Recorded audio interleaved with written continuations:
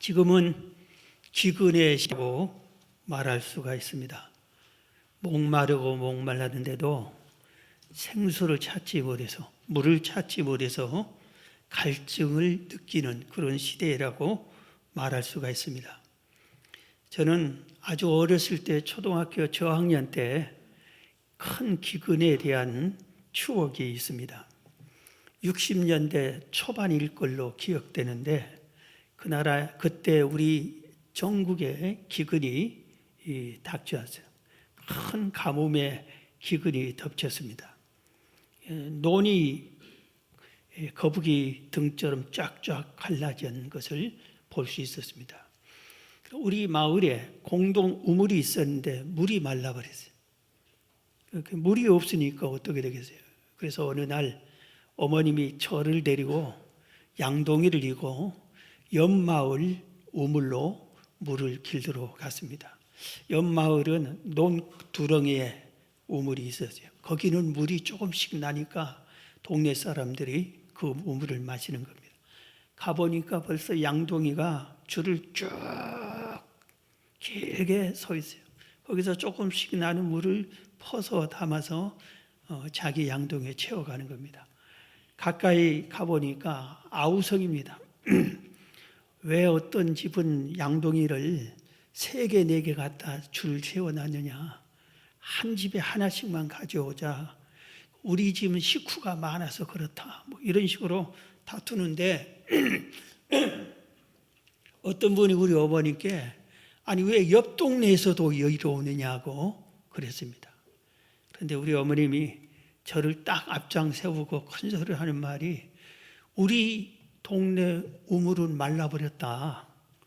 그런데 식구는 많고 이 새끼들과 함께 목말라 죽으란 말이냐? 그러면서 이 우물이 어느 누구 개인 거냐? 그러면서 물러서지 않고 거기서 물 양동이를 순서를 기다려서 물을 길러가지고 우리 집에 왔습니다. 그때 그 물을 마시니까 얼마나 시원한지 몰라요. 갈증이 풀리고.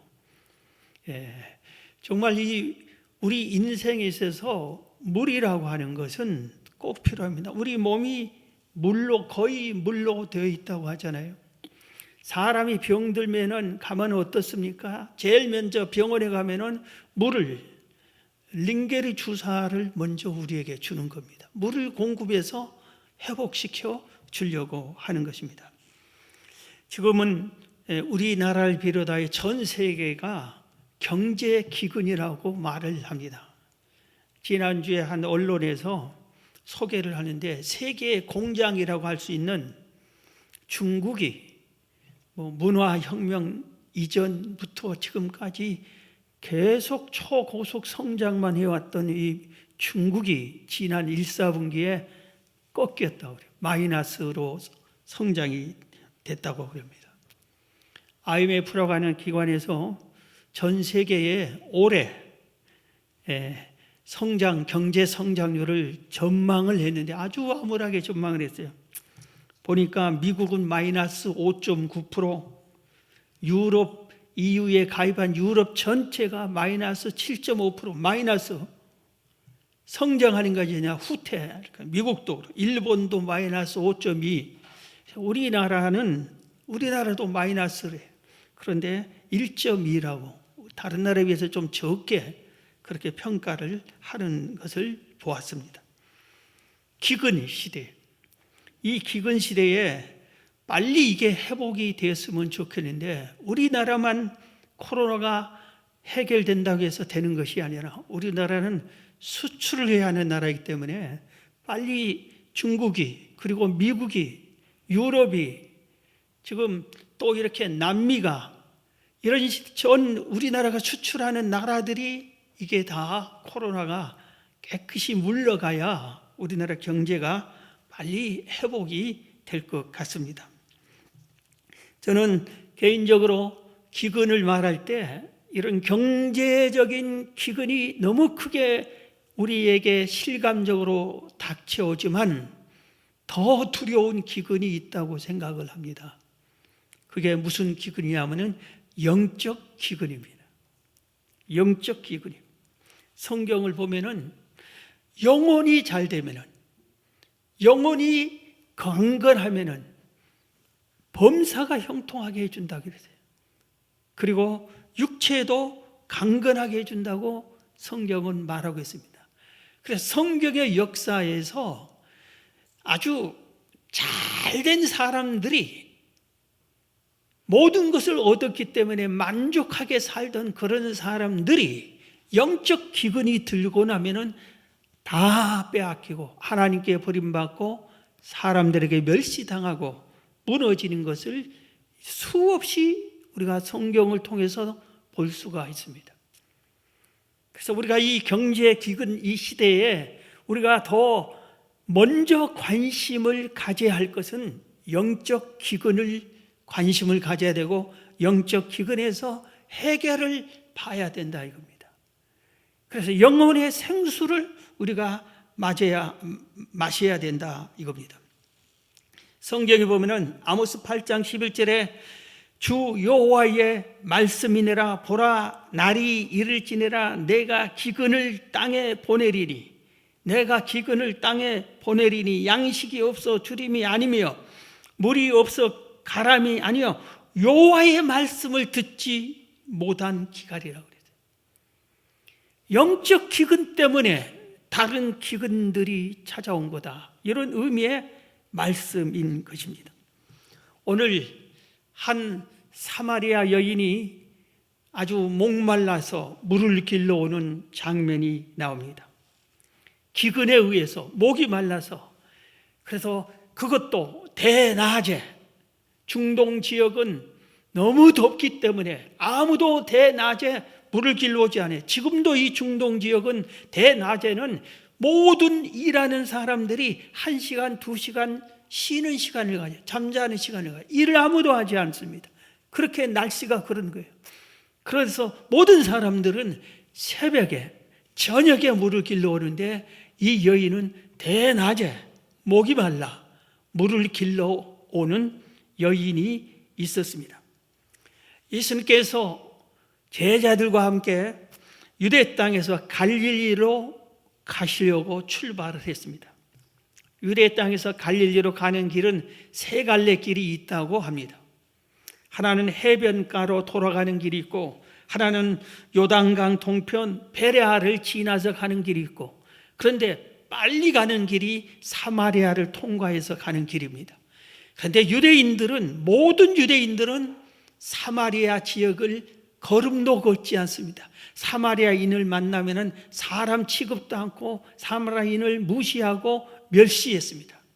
왜냐하면 과거에 나라가 멸망당하고 다른 나라에게 무너질 때 이 사마리아인 북이스라엘 사람들은 그 나라 사람들과 통혼을 했어요. 그들과 결혼하고 순수 유대 혈통이 없어졌다 이겁니다. 그래서 너희들은 유대인이 아니다, 이런 의미에서 사마리아인들을 멸시하고 그들과 상종을 하지 않았어요. 그런데 예수님은 그런 걸 무시하는 분입니다. 그런 걸 차별두지 않는 분입니다. 그래서 제자들과 함께 사마리아를 통과해 갑니다. 한낮이 됐어요. 성경에는 6시라고 했는데 우리 시간으로는 낮 12시, 점심때가 됐어요. 배가 고팠습니다. 제자들이 음식을 사러 갔습니다. 예수님 혼자 우물가에 앉아 계셨습니다. 이때 사마리아 여인이 물을 길러 오셨습니다. 예수님이 이 여인에게 말했습니다. 물 좀 주세요. 그러니까 이 여인이 깜짝 놀랐습니다. 당신은 유대인인데 사마리아인 나에게 왜 물을 달라고 합니까? 유대인들은 우리 사마리아는 사람 취급도 않잖아요. 그렇게 얘기합니다. 그래서 예수님께서 말씀을 했는데, 물을 달라는 분이 누구인 줄 알았으면 당신이 나한테 생수를 달라고 했을 것이요, 그럼 나는 당신에게 생수를 주었을 것이요, 그럽니다. 아니, 당신은 지금 이 물은 깊고 두레박도 없으면서 어떻게 나에게 물을 준단 말입니까? 예수님이 말씀하시는 것은 영혼의 생수, 영혼의 기갈에 의한 그 물을 주겠다는 건데 이 사람은 육신의 물을 생각한 겁니다. 이 우물은 조상 대대로 내려온 야곱이 우리에게 물려준 야곱 우물인데 당신이 야곱보다 더 높습니까? 메시아나 됩니까? 그러면 내가 곧 메시아다. 예수님께서 말씀을 하고 그 여인에게 생수를 주고 이 여인이 회복하는 내용이 오늘 본문의 내용입니다. 오늘 본문에서 우리가 깨달아야 할 것은 왜 기근이 찾아왔는가 원인을 알아야 된다 이겁니다. 왜 우리에게 기근이 왔을까? 왜 나에게 기근이 왔을까? 왜 이 사마리아 여인에게 목마름이 왔을까 이겁니다. 코로나 때문에 경제 기근이 이렇게 찾아왔는데 왜 왔을까? 이 원인을 우리는 찾아야 되는 겁니다. 그 원인을 우리는 알아야 되는 겁니다. 우연히 찾아온 걸까요? 세상에 우연이 없는 거예요. 믿는 사람들은 우연이 없는 거예요. 성경은 분명히 하나님이 천지를 창조하셨고 이 창조주 하나님께서 창조한 이 세상을 하나님이 다스리신다고 그러셨어요. 국가도 흥망성쇠를 하나님이 다스리고 개개인의 생사화복도 하나님이 다스린다고 했습니다. 그 원인이 있다는 것을 우리는 알아야 됩니다. 저도 개인적으로 흉흉한 경제적인 기근을 당한 적이 있습니다.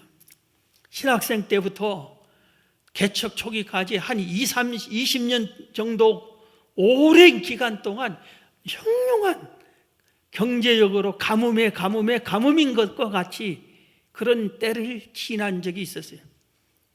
그런데 보낼 때는 힘들고 아프니까 아주 괴로우니까 경제적 기근이 얼마나 아픔이 찾아옵니까?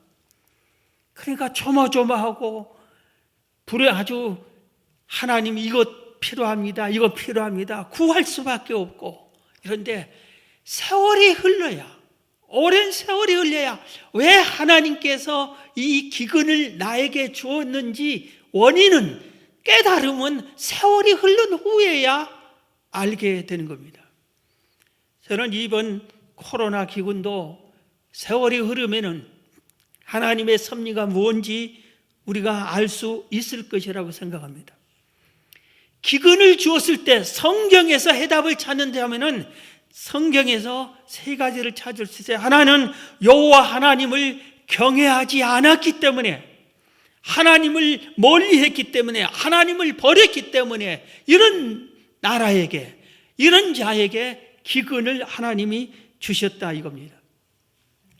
예레미야서는 유다가 멸망 직전에 유다가 하나님을 경외하지 않고 하나님을 멀리함으로 하나님이 멸망합니다. 그래서 선지자들을 통해서 회개하고 돌아오라고 외쳤습니다. 예레미야는 어쩌면 마지막 선지자, 멸망할 때까지 외친 선지자예요.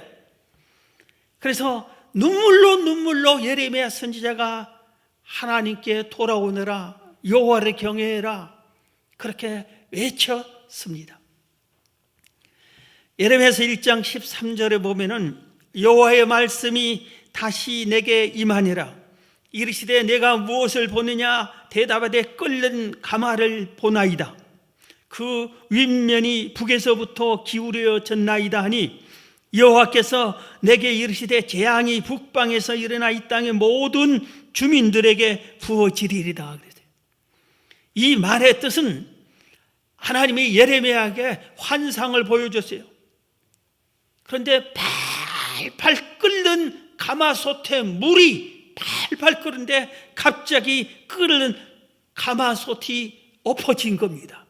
북쪽에서부터 남쪽으로 엎어져서 물이 쏟아지니까 어떤 이렇게 난리가 난 거 아니에요. 하나님께서 그 끓는 가마가 엎어지는 것을 보여주고 그게 뭔지 아느냐? 이민족이 나를 경외하지 않기 때문에 북쪽 나라를 통해서 멸망시킬 것이다 하는 것을 예고하는 겁니다. 예레미야서 2장 1절부터 보면은 여호와의 말씀이 내게 임하니라 이르되 가서 예루살렘의 귀에 외칠지니라. 여호와께서 이와 같이 말씀하시기를 내가 너를 위하여 내 청년의 때 인애와 내 신혼 때의 사랑을 기억하노니 곧 씨를 뿌리지 못하는 땅 그 광야에서 나를 따랐음이니라. 이스라엘은 여호와를 위한 성물 곧 그의 소산 중 첫 열매이니 그를 삼키는 자면 모두 벌을 받아 재앙이 그들에게 닥치리라. 여호와의 말씀이니라. 이 말씀은 이 이스라엘 백성이 하나님께 경외해야 할 그들이 처음에는 하나님을 연애하던 청년 시절처럼 신혼 때처럼 하나님을 사랑했다 이겁니다. 광야에서 오직 하나님을 불기둥 구름기둥 보이고 바로 노예 세방시키고 그래서 그 하나님 하라는 대로 기둥이 옮기면 따라 옮기고 모세를 통해서 말씀하면 또 불평하면서도 듣고 그렇게 했던 그들이 지금은 그러지 않았다. 여호와를 경외하지 않아서 재앙이 그들에게 찾아왔다 이겁니다. 13절입니다. 내 백성이 두 가지 악을 행하였나니 곧 그들이 생수의 근원되는 나를 버린 것과 생수의 근원되는 나 하나님을 버린 것이 가장 큰 악이라 이겁니다. 스스로 웅덩이를 파는 것인데 그것은 그물을 가두지 못할 터진 웅덩이들이라. 하나님을 버리고 자기들 멋대로 자기 뜻대로 살려고 우물을 파서 물을 가두겠다고 하는데 거기에는 물이 고이지 않을 것이다 이겁니다. 19절에 내 악이 너를 징계하겠고 내 반역이 너를 책망할 것이라. 그런즉 내 하나님 여호와를 버림과 하나님을 버림과 내 속에 나를 경외함이 없는 것이 악이요 하나님을 버리고 하나님을 경외하지 않는 것이 악이요 고통인 줄을 알아라. 주 만군의 여호와의 말씀이니라. 하나님을 버리고 하나님을 경외하지 않는 것이 기근의 원인이다, 고통의 원인이다, 이렇게 말씀을 하고 있는 것입니다. 그래도 이스라엘 백성들은 이 예레미야 선지의 말을 끝까지 듣지 않고 결국은 나라가 망하고 맙니다. 우리는 이렇게 강팍해서 안 됩니다. 시편 73편 27절 이하에 무릇 주를 멀리하는 자는 망하리니 무릇 주를 멀리하는 자는 망하리니 음녀같이 주를 떠난 자를 주께서 다 멸하셨나이다. 주를 멀리하는 자는 망한다. 주를 떠나면 주께서 멸한다. 하나님께 가까이함이 내게 복이라. 사랑하는 성도 여러분, 여호와를 잘 경외하시기 바랍니다. 힘들고 어려워도 하나님을 멀리 해서는 망하는 길이라고 성경은 지적해 주고 있어요. 어떤 경우에도 우리는 여호와를 경외하고 우리가 여호와를 경외하고 하나님을 멀리한 이유가 만약에 그랬다면 원인이 뭔가를 찾아서 해소해야 되는 겁니다. 사도 바울은 로마서 8장 15절에 누가 우리를 그리스도의 사랑에서 끊으리요? 무엇이 하나님의 사랑을 끊으리요? 환난이나 공고나 박해나 기근이나 적신이냐 위험이냐 가리랴. 그 어느 것도 하나님과 우리 사이에, 예수님과 우리 사이 끊을 수 없다. 바울은 그렇게 믿고 우리에게 그렇게 외치고 있습니다. 도대체 무엇 때문에 하나님을 멀리하느냐? 사는 길이 생수가 하나님께 있는데 생수의 근원인 하나님을 버리고 네가 어떻게 살려고 그러느냐? 우리 인간의 모든 삶을 주관을 하나님이 하는데 왜 하나님을 멀리하느냐? 그렇게 말씀하고 있습니다. 왜 그 기근이 찾아왔습니까? 두 번째는 죄악 때문이라고 성경은 말하고 있습니다. 에스겔서 14장 12절에 여호와의 말씀이 또 내게 임하여 이르시되 인자야 가령 어떤 나라가 불법을 행하여 내게 범죄함으로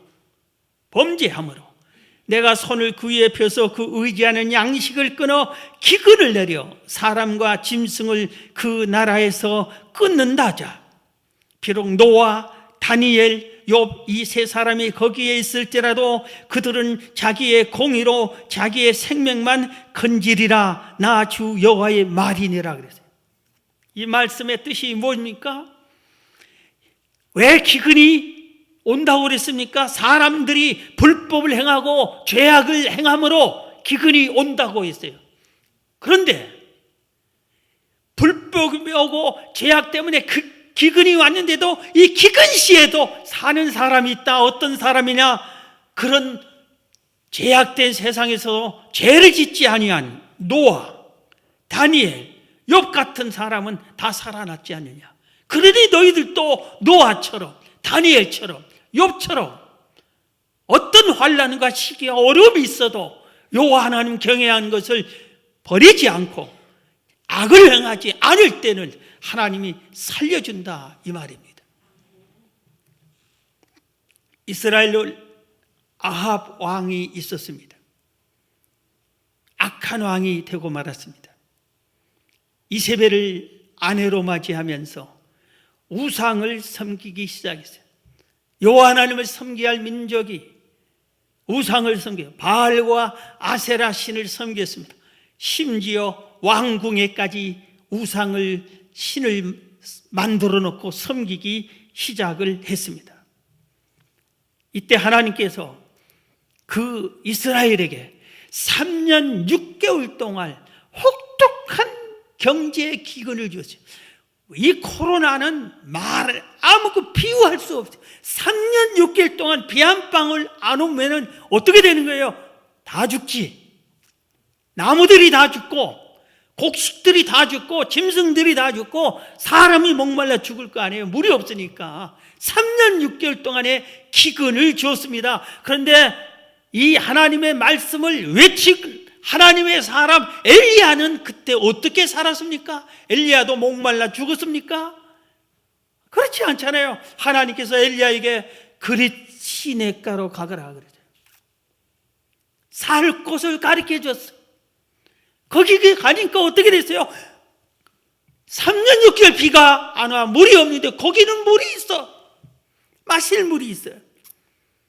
양식이 없잖아요. 그러니까 하나님께서 까마귀를 통해서 떡과 고기를 하루에 2번씩 날라줬어요. 남들은 목말라 물 안 먹으면 목 마실 때 엘리야는 뭘 먹었어요? 고기를 먹었어요. 매일매일 고기를 먹었어. 고기를 굶지 않고. 거기 물이 마르니까 하나님이 또 뭐라 그랬지? 살 곳을 가리켜 사렙다 지역으로 가라. 한 과부가 있을 것이다. 거기서 너를 복양할 것이다. 거기 가서 기근이 끝날 때까지 가루통, 기름병 가득 채워주었습니다. 여러분, 다니엘이나 노아나 욥이나 엘리야만 그러는 것이 아니라 이 시대에도 그들처럼 여호와를 경외하고 죄악을 행치 않을 때, 하나님 멀리하지 않고 하나님 뜻대로 살 때 기근에서 사는 길을 열어주실 줄로 믿습니다. 그래서 우리가 사는 길은 하나님으로부터 흘러내려오는 생수를 가로막는 죄악의 담을 무너뜨려야 되는 겁니다. 회개해야 됩니다. 회개가 그 죄악의 땀을 무너뜨리는 유일한 방법입니다. 나라와 민족의 죄를 우리가 회개해야 할 때 우리의 기도를 듣고 우리나라의 경제 기근이 회복될 줄로 믿습니다.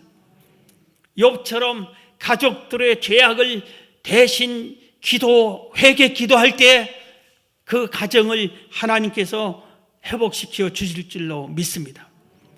사랑하는 성도 여러분, 물질의 우상을 버리세요. 엘리야처럼 우상을 섬기면은 결국 무너지고 맙니다. 죄악을 버리고, 마지막 왜 또 기근이 찾아왔습니까? 세 번째는 여호와의 일에 힘쓰지 아니할 때입니다. 성경은 그렇게 가르쳐주고 있어요. 학개서 1장 7절입니다.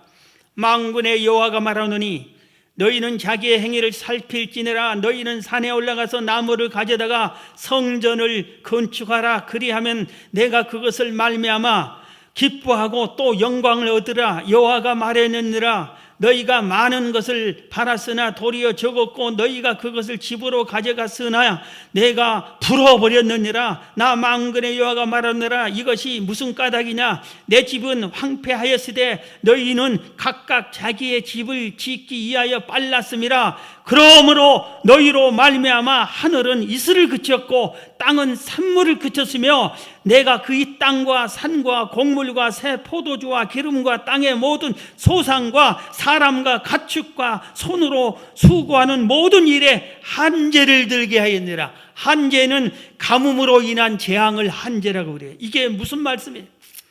나라가 엘리야가 외친 것처럼 이스라엘 백성이 끝까지 회개해서 나라가 망했어요. 70년이나 포로 생활을 했어요. 일부 포로로 끌려갔어요. 그런데 포로에서 70년 만에 하나님의 은혜로 귀환한 사람들이 있어요. 그들에게 사명을 주었어요. 너희들은 가서 성전을 재건하라. 그래서 적국의 왕이 하나님이 역사하니까 너희들은 가서 성전을 재건하라 하고 물자까지 보냈습니다. 그런데 그들이 이 성전을 재건할 사명을 가지고 70년 만에 고국에 돌아온 겁니다. 고국에 돌아오니까 어떻게 했어요? 70년 만에 자기 집이 없어졌어요. 직장도 없어요. 먹을 것도 없어요. 그런데 하나님이 자기들에게 준 사명은 뭐예요? 성전을 건축하라는 사명이에요. 그래서 건축을 좀 그래도 처음에는 하려고 하니까 방해하는 사람들이 생겼어요. 이북 사마리아인들이고 다른 사람들이 방해니까 요 때는 이때다고 나중에 해야지 지금 할 때냐 하고 자기들 집 짓는 일을 먼저 해버렸습니다. 성전 건축하라는 사명을 버리고. 그래서 지금 하는 말이 그러므로 너희들이 하늘에 이슬이 그쳐버리고 땅은 산물을 그치고 땅과 산과 곡물과 새 포도주와 기름과 땅의 모든 소산과 사람과 가축의 손으로 수고하여 모든 일에 한죄를 기근에 의해서 재앙을 만날 것이다. 내린 거다. 그런 겁니다. 이게 하나님이 시킨 일을 아유 내가 힘든데 어떡해. 나 먼저 먹고 살아야지. 나도 먹고 살기 힘드는데 어떻게 내가 이 일을 감당해 못해. 이렇게 미루어 버릴 때 하나님께서 기근을 준다고 그랬어요. 다행히 우리는 지금 계속 생명선다 건축을 우리는 그래도 순종하고 진행 중에서 다행입니다. 참으로 전혀 생각받지 않는 사람들도 어려운 중에도 많건 적건 간에 예물을 드리고 기도를 모으고 이게 하는 것을 우리는 정말 다행스럽게 생각합니다. 그런데 이 당시 학계 시대의 사람들은 하나님의 일을 버리고 그런데 이해는 가요. 저도 이해를 가요. 지금 70년에 와서 뭐 먹고 살 길이 없는데 우선 내가 살아야 교회도 있지 이런 생각이 들 수가 있어요. 그런데 그들의 사명은 성전을 건축하러 포로에서 보내줬는데 그 일을 외면하다 이런 일을 당한 겁니다. 자, 그러면은 우리도 생수를 마셔야 기근에서 벗어납니다. 생수를 마셔야 돼요. 누가 생수를 마실 수 있어요? 누구에게 생수를 줍니까? 생명의 근원인인 하나님, 생수를 주시는 예수님을 만나면은, 이 예수님을 영접하면은 생수를 마실 수 있습니다. 오늘 사마리아 여인이, 목마른 여인이 예수님을 만나니까 예수님으로부터 생수를 마시게 되었어요. 이 여인은 남편을 5이나 갈아치운 동네 사람들의 손가락질 받고 멸시천대 받는 여인이었죠. 그래서 사람들이 없는 대낮에 물길로 온 겁니다. 목말라 물은 마셔야 되겠고 사람들 만나면 욕먹고 천하의 못된 죄인이었습니다. 그런데 이 여인도, 이런 죄인도 모든 사람들이 내놓고 죄인이라고 하는 공개적인 죄인인 이 여인도 예수님을 만나니까 예수님께서는 차별하지 않고 이 여인에게 생수를 주었습니다. 예수님 성경을 보면 예수님의 행적 속에 보면 나병 환자들, 그 당시 나병 환자들은 완전히 버림받은, 가족들에게도 버림받은 사람들이에요. 거지 바디메오, 또는 약탈 공무원 세리 삭개오, 하인, 백부장의 하인들은 그 시대에는 사람 취급밖에 못했어요. 귀신 들린 자, 중풍병자, 혈류증 여인, 모든 사람들을 주님은 구별하지 않고 주님을 찾는 그들에게 생수를 주었어요. 살려주셨어요. 사도행전 16장 31절에 이르되 주 예수를 믿어라. 그리하면 너와 내 집이 구원을 받으리라. 누구든지 우리가 예수님을 영접하면은 구원을 받습니다. 생수를 마시게 됩니다. 예수님은 너는 안 돼 할 사람이 한 명도 없어요. 누구든지 내가 자원해서 주님께 오면은 주님께서는 생명을 살리는 생수를 주시는 겁니다. 그 다음에 어떤 사람을 생수를 줍니까? 참된 예배자입니다. 오늘 본문 4장 22절에 너희는 알지 못하는 것을 예배하고 우리는 아는 것을 예배하노니 아는 구원이 유대인에게서 이는 구원이 유대인에게서 남이라. 아버지께 참되게 예배하는 자들은 영과 진리로 예배할 때가 오나니 곧 이때라. 아버지께서는, 하나님께서는 자기에게 이렇게 예배하는 자들을 찾으시느니라. 하나님은 영이시니 예배하는 자가 영과 진리로 예배할지니라 했어요. 참된 예배자를 찾아서 그들에게 영혼의 생수를 주신다 약속한 겁니다. 참된 예배자. 우리들이 주 앞에 나와 신령과 진정으로 예배를 드려야 됩니다. 그러면 하나님이 생수를 주실 줄 믿습니다. 마지막으로 성령 충만 받는 자에게 생수를 줍니다. 오늘 요한복음 7장 본문에서 한두 장 넘어가면은 요한복음 7장이 나와요. 요한복음 7장 37절에 명절 끝날 곧 큰 날에 예수께서 서서 외쳐 이르시되 누구든지 목마르거든 내게로 와서 마시라. 예수님이 맞아. 목마른 자는 내게로 와서 마시라. 나를 믿는 자는 성경의 이름과 같이 그 배에서 생수의 강이 흘러나오리라 하시니 이는 그를 믿는 자들이 받을 성령을 가리켜 말씀하신 것이라. 그래서 예수님께서 누구든지 목마르면 나한테 와야 된다. 나한테 나를 찾아라. 그러면은 생수를 마실 거야. 근데 생수는 성령이다 이렇게 가르쳤어요. 성령이 중에 성령의 상징 중에 하나가 생수입니다. 예수님이 세례받을 때 비둘기 성령이 임한 건데 비둘기도 성령의 상징이고 불도 성령의 상징이고 바람도 성령의 상징. 마가의 다락방에 있는 120문도는 바람과 불의 혀같이 바람, 불, 성령의 상징이 두 가지가 임했어요. 그런데 오늘 여기서는 생수도 성령의 상징이라고 소개하고 있습니다. 생수를 마실 때 생명을 얻게 되고 기근에서 해방됩니다. 죽은 경제 회복도 우리가 성령 충만 받고 하나님께 영광 돌리면 회복시켜 주실 줄로 믿습니다. 새 힘을 얻고 기쁨과 감사가 회복될 줄로 믿습니다. 건강도 성령의 생수를 마시면 회복될 줄로 믿습니다. 사랑하는 성도 여러분, 생수는 생명의 근원입니다. 여러분의 심령의 샘물에 생수로 가득 차 있습니까? 생수가 샘솟듯 계속 솟아나야 합니다. 바짝 말라버린 영혼 기갈 상태에 있으면 안 됩니다. 이 시간부터서라도 성령 충만을 받고 예수님을 영접하면서 참된 예배를 드리면서 성령의 생수를 흘려 넘치시기를 바랍니다. 제 개인적인 마지막 간절한 소원이 있어요. 우리 교회는 생명을 살리는 교회가 되어야 돼요. 그래서 우리 교회에서부터 생수가 흘러 넘쳐서 우리 교회 사명처럼 노원구 영혼들을 다 살리고 삼천리 금수강산 8천만 명을 다 살리고 중동아시아의 영혼들을 살리는 교회가 되어야 돼요. 바로 여러분이 그 일을 해야 됩니다.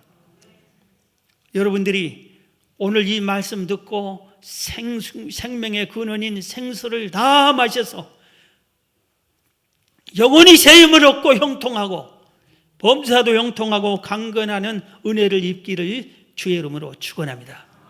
기도하겠습니다. 거룩하신 하나님, 생수를 마시게 해 주셔서 감사합니다.